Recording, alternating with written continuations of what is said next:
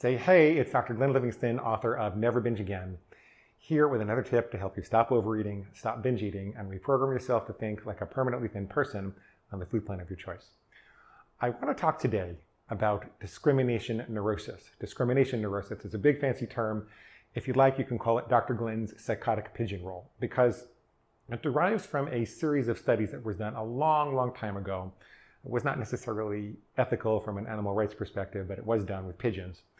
And what they did was they trained pigeons that a reward was available if and when they showed them a picture of a circle.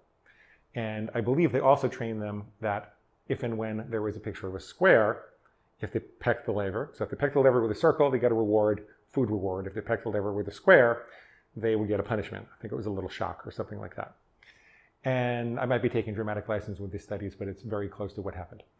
Then what they found that the pigeons fairly reliably learned to peck the lever with the circle and to avoid the lever with the square, as you might expect. But then they did something really interesting. They made the circles just a little more square-like, and they made the squares just a little more circle-like. And the pigeons still fairly reliably pecked the circles and avoided the squares, but as you might expect, they had a little bit of trouble discriminating. They couldn't quite always get it perfect, and they did get a couple of shocks. Well, they kept doing this, making the circles a little more square-like and making the squares a little more circle-like, until the pigeons couldn't tell the difference at all. There really wasn't a difference between the squares and the circles. And what do you think happened? What do you think the pigeons did? Well, they stopped pecking the lever and they started pecking themselves. In other words, which is a sign of an extraordinarily stressed pigeon.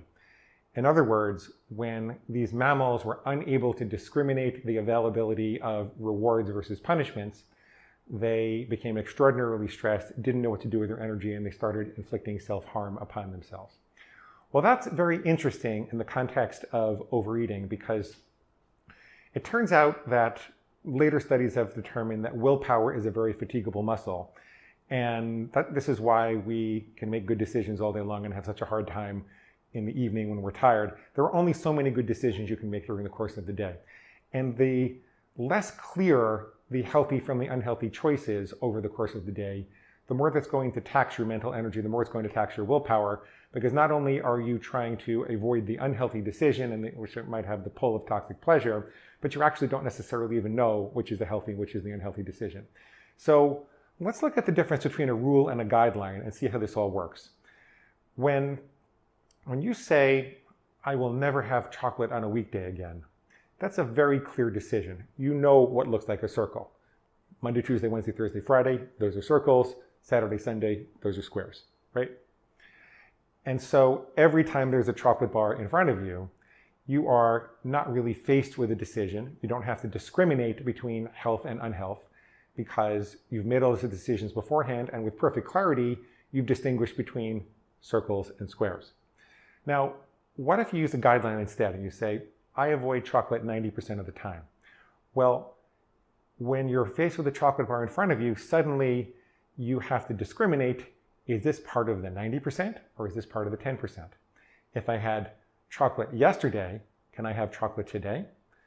Because, there's still more than, 80% of the year left, and it's only February, and why can't I have chocolate now? Because then I just won't have it for the rest of the year or something like that.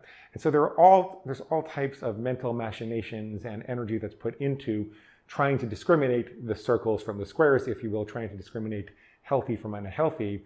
And it creates unnecessary stress, which in the mammalian brain is likely to be taken out as self-neglect or self-harm in some way. And more importantly, it taxes your willpower, and it requires you to use some of that willpower to make this healthy decision, even after you have discriminated. Whereas if you had made all your decisions beforehand as a matter of character, using a rule as opposed to a guideline, that wouldn't happen. And so what's the moral of the story? Don't make yourself into a psychotic pigeon. Use rules, not guideline. Evaluate your rules to be sure there is no ambiguity whatsoever, so you know what a circle is and you know what a square is in no uncertain terms. Okay, if you would like my help to fix your food problem, to stop overeating, stop binge eating, and reprogram yourself to think like a permanently thin person on the food plan of your choice, please visit the link in the description below. I would also like to suggest you subscribe to the channel because we have all sorts of additional goodies coming up. So subscribe to the channel, click the link in the description below, and don't make yourself into a psychotic pigeon. Okay, thanks.